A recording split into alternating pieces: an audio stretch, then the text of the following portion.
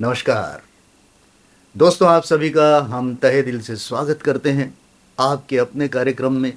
आपका अपना organic authentic infotainment, जाना अनजाना फिल्मी यादों का खजाना, यानी कि फिल्मी फ्लैशबैक विद डॉक्टर मनोज सालपेकर।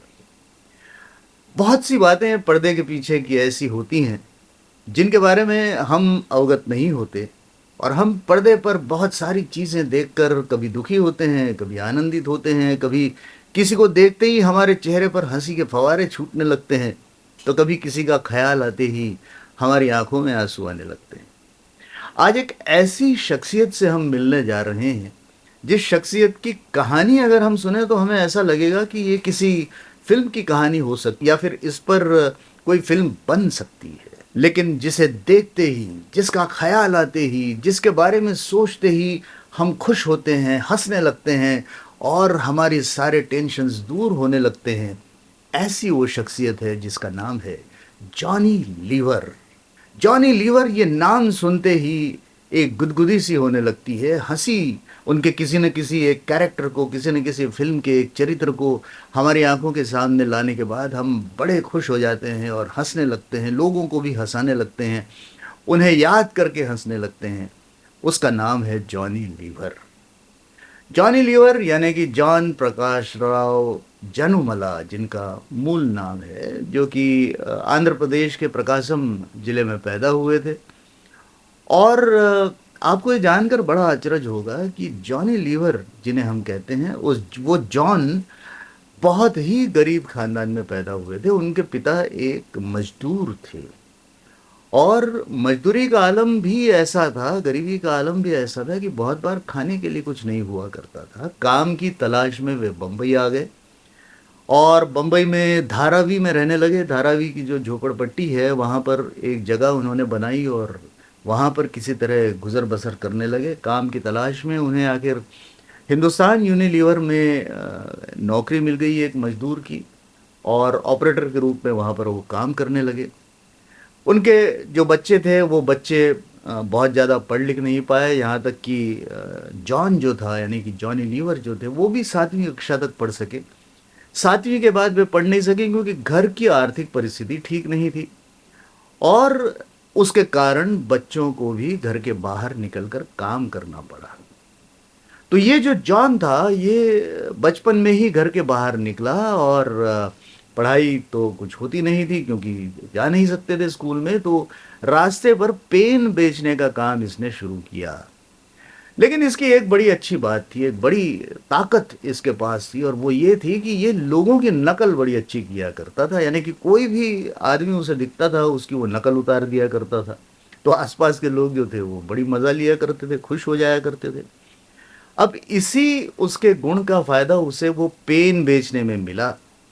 तो जो पेन बेचने वाला जो मालिक था जिसके कारण इसे काम मिला, वो उतनी पेनें नहीं बेच पाता था जितनी ये जॉन बेच देता था, क्योंकि ये लोगों को हंसा हंसा कर, लोगों का मनोरंजन करके पेन बेचता था, और छोटा बच्चा समझ के लोग उससे वो पेन खरीद लिया करते थे। हालांकि आमदनी उससे बहुत ज़्यादा नहीं होती थी, लेकिन कुछ न कुछ काम वो ज़रूर करता था।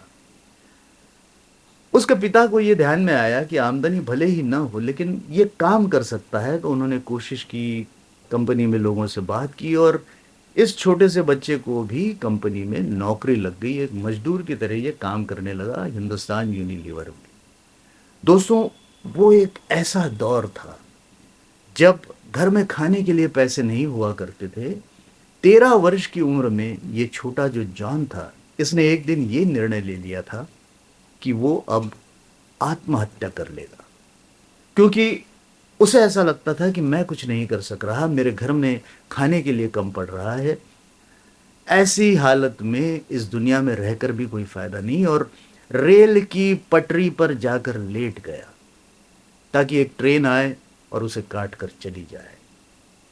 लेकिन जब वो रेल की पटरी पर लेटा था, तब उसकी आंखों के सामने उसका परिवार, उसके दोस्त, वो सारे लोग आए जिनके साथ उसने समय व्यतीत किया था, और फिर वो उठ के खड़ा हो गया और उसने सोचा कि नहीं, ये तरीका नहीं है अपने आप को ख़त्म करने का। और फिर जब उसने हिंदुस्तान लीवर ज्वाइन किया, वहाँ पर अपने आदत के मुताबिक वो लोगों का मनोरंजन करता था, लोगों की नकल उतारा करता था, काम भी किया करता था। उसके साथ काम करने वाले लोग भी बड़े खुश हुआ करते थे। इस तरह से धीरे धीरे धीरे धीरे उसकी ख्याति फैल गई। वो कंपनी के जो कार्यक्रम हुआ करते थे उसमें इनके जॉन के जो मिमिक्री के आइटम्स रखे जाते थे। थोड़ा सा उनके मिमिक्री के कारण लोगों का काम से डायवर्शन होना लाजमी था, जिसके कारण साहब लोग नाराज़ भी होते थे, लेकिन इसका काम चलते रहा। धीरे धीरे ये जो प्रतिभा थी जॉन की, ये बाहर आने लगी। धीरे धीरे वो बाहर जाकर कार्यक्रम करने लगा। तबस्सुम एक कार्यक्रम किया करती थी, जाने मानी उद्घोषिका तबस्सुम। उन्होंने एक कार्यक्रम के माध्यम से जॉनी लीवर को, यानी जॉन को काम दिलाया। ये जॉन जो हिंदुस्तान लीवर में काम करता था, उसके दोस्तों ने ही उसे नाम जॉन से जॉनी लीवर कर दिया और तब से वो जॉनी लीवर के नाम से प्रसिद्ध हो गए। अब जॉनी लीवर तबस्सुम के शो के बाद धीरे धीरे लोगों से परिचित होने लगे। एक बार मशहूर अभिनेता सुनील दत्त साहब ने इसे देखा और बहुत प्रभावित हुए। मशहूर संगीतकार आनंद जी जब शोज किया करते थे अपने कार्यक्रमों के, तो उन्हें ऐसा लगा कि ये जो बंदा है, ये एक बड़े काम का बंदा है, बड़ा अच्छा कॉमेडियन है। तो गानों के बीच में जो कॉमेडी होती थी उसके लिए जॉनी लीवर को ले लिया गया। इस तरह धीरे धीरे जॉनी लीवर बड़ा प्रसिद्ध कॉमेडियन बन गया। सुनील दत्त साहब ने अपनी फिल्म दर्द का रिश्ता में भी उसे अभिनय करने का मौका मिला। उसके लिए उसके पहले होशांग गोविल जो तबस्सुम के सुपुत्र थे, उन्हें जब लॉन्च किया गया था तो तुम पर हम कुर्बान, इस फिल्म में भी उन्होंने काम किया। वैसे उनकी सबसे पहली फिल्म ये रिश्ता ना टूटे, ये एक साउथ में बनी हुई फिल्म थी जिसमें उन्होंने एक बहुत छोटी सी भूमिका की थी। लेकिन धीरे धीरे इनके अभिनय का लोहा लोगों ने मानना शुरू किया और फिर वो हिंदुस्तानी फिल्मों के एक मशहूर कॉमेडियन के रूप में लोकप्रिय होने लगे। कॉमेडियन का रोल जो होता है वो फिल्म के लिए कोई बहुत ज़्यादा अहम रोल नहीं होता, छोटे मोटे रोल होते हैं। लेकिन धीरे धीरे अगर हम फिल्म बाजीगर देखें, आप बाजीगर में जो इनका रोल था जॉनी लीवर का, वो रोल भी बहुत छोटा सा रोल था, लेकिन उस रोल का कोई स्पेसिफिक मायना नहीं था और डायरेक्टर ने ये कह दिया कि तुम्हें जैसा लगता है तुम करो, क्योंकि उसके डायलॉग्स भी बहुत लिखे हुए उनके नहीं थे। लेकिन जिस तरीके से जॉनी लीवर ने उसमें जान फूंकी, वो रोल फिल्म का एक अहम रोल बन गया और धीरे धीरे जॉनी लीवर को अच्छे रोल्स मिलने शुरू हुए जिसमें वो अपनी पूरी अभिनय प्रतिभा दिखाते रहे। बहुत पैसा कमा लिया, बहुत नाम कमा लिया और जैसा हमेशा होता है वैसा ही हुआ। ये पैसा सिर पे चढ़ गया। जॉनी लीवर को शराब की लत लग गई। जॉनी लीवर अपने आप को ज़मीन से ऊपर समझने लगा। घर का वातावरण बिगड़ने लगा। उनकी पत्नी सुजाता नाराज़ रहने लगी। घर का वातावरण धीरे धीरे खराब होने लगा। लेकिन अपना अभिमान जो था कि ये मैंने कमाया है, ये मेरी मेहनत का कमाया हुआ है और ये मैं जैसे चाहे वैसे रहूँगा, जॉनी लीवर उस तरह से जीने लगे। एक दिन ऐसा आया जब जॉनी लीवर को एक ऐसा बड़ा झटका लगा कि उनके जो पुत्र हैं, उनके दो पुत्र हैं, एक जेमी उनकी पुत्री हैं और जेसी जो उनका पुत्र है, उनके पुत्र के गले में एक ट्यूमर डिटेक्ट हुआ। और वो ट्यूमर जब डिटेक्ट हुआ तो उसके ऑपरेशन की जब बात चली, तब डॉक्टर्स लोगों ने ऑपरेशन थिएटर पर ले जाकर उसे वापस भेजा, ये कहते हुए कि ये जो ट्यूमर है, ये ट्यूमर इतना आसान नहीं है निकालना, क्योंकि वो पूरे नसों के बीच में फंसा हुआ है। अगर ये नसें कट जाएं तो वो पैरालिसिस हो सकता है, उसकी जान भी जा सकती है। अब ये ट्यूमर निकाला भी नहीं जा सकता, पास में ढेर सारा पैसा है लेकिन किया कुछ नहीं जा सकता। ये सोचकर जॉनी लीवर जो है बहुत व्यथित हुए और फिर उनकी पूरी ज़िंदगी अपने बेटे के पीछे लग गई कि किस तरह से इसे बचाया जाए। भगवान के सिवा, गॉड के सिवा, अपने चर्च में जाकर के दुआओं के सिवा उनके पास दूसरा कोई चारा नहीं बचा था। हालांकि उन्होंने सारी कोशिशें की, जितने स्वामी हो, बाबा हो, झाड़ फूक हो, आयुर्वेद हो, होम्योपैथी हो, सारे इलाज कर लिए। इस दौरान उनका अभिनय का जो करियर था वो भी धीरे धीरे कम होने लगा, क्योंकि वो अभिनय करते ही नहीं थे। उन्होंने लगभग ब्रेक सा ले लिया था। अपने परिवार के साथ वो एक बार यूएस चले गए और यूएस में वहाँ एक चर्च में जब वो गए तो एक वहाँ के जो पास्टर थे, उन्होंने देखा कि इस बच्चे के गले में गांठ है।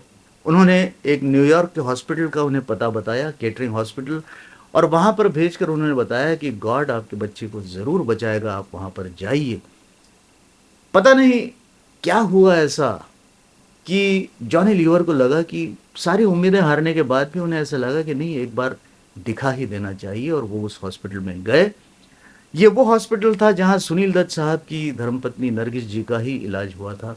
सुनील दत्त जी के माध्यम से भी बहुत सारे वहाँ पर इनको सहूलियतें मिली, और वहाँ पर इलाज हुआ, ऑपरेशन हुआ, और उनका बेटा जो था, वो बेटा पूरी तरह से स्वस्थ होकर बाहर निकला। इस दौरान एक बड़ी अजीब घटना जॉनी लीवर के साथ हुई, और वो ये हुई कि वो जब भी भगवान के सामने यानी गॉड के सामने याचना करने के लिए खड़े होते तो उन्हें ऐसा लगता था कि उनके बदन में कोई करंट सा घूम रहा है, उनके हाथ में कोई चार्जिंग ऐसा हो गया है। लोग भी उनके हाथ उन्हें जब हाथ लगाते थे तो उन्हें ऐसा लगता था कि इनके बदन में कहीं कोई करंट घूम रहा है। ये सुनने में तो बातें बड़ी अजीब लगती हैं, लेकिन ये हकीकत में हुई चीज़ें हैं।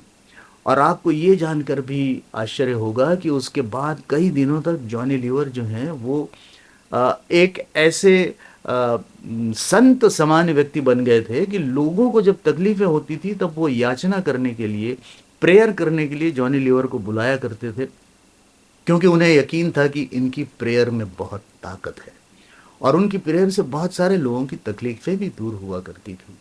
धीरे धीरे जॉनी लीवर उस दुख से भी बाहर निकले। फिर उन्होंने फिल्मों में काम करना शुरू किया। उन्हें 2 बार फिल्म फेयर पुरस्कार मिला।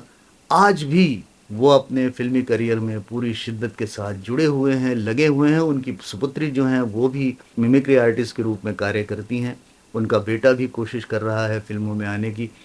लेकिन दोस्तों, ये पूरी जो कहानी है, ये पूरी कहानी ये सिखाती है कि आप जिन परिस्थितियों से निकले हैं, उन परिस्थितियों को आप कभी भूलें नहीं।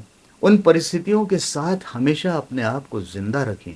अगर आप थोड़ा भी कहीं भूलने की कोशिश करते हैं, आपको वो दिन, वो समय, सारी चीज़ें, आपकी हकीकत ज़रूर याद दिलाता है। और जॉनी लीवर इस चीज़ को तहे दिल से मानते हैं। आज एक बहुत ही नेक इंसान के रूप में, एक बहुत ही अच्छे अभिनेता के रूप में, और एक बहुत ही अच्छे पति के रूप में, बहुत ही आदर्श पिता के रूप में, और बहुत ही प्यारे दोस्त के रूप में जॉनी लीवर को जाना जाता है, पहचाना जाता है। 14 अगस्त उनकी जन्मतिथि है। 14 अगस्त 1957 को वो पैदा हुए थे। उनके जन्मदिन के उपलक्ष्य में हम उन्हें ढेर सारी शुभकामनाएं देते हैं, और ये दुआ करते हैं कि ये हंसी का फव्वारा इसी तरह लोगों के दिलो दिमाग में हंसी का आलम फैलाता रहे। उनके सारे दुख, उनके सारे दर्द दूर होते जाएं, उनकी ज़िंदगी में कभी कोई तकलीफ ना हो, और जिसके जीवन में कहीं तकलीफ आई हो, जॉनी लीवर के कारण वो दूर होती रहे। बस इसी दुआ के साथ आज आपसे हम इजाज़त लेते हैं। हमें सब्सक्राइब करते रहिए, हमारे कार्यक्रम पर कमेंट करते रहिए, लाइक करते रहिए, क्योंकि यह आपका अपना कार्यक्रम है, फिल्मी फ्लैशबैक विथ डॉक्टर मनोज सालपेकर।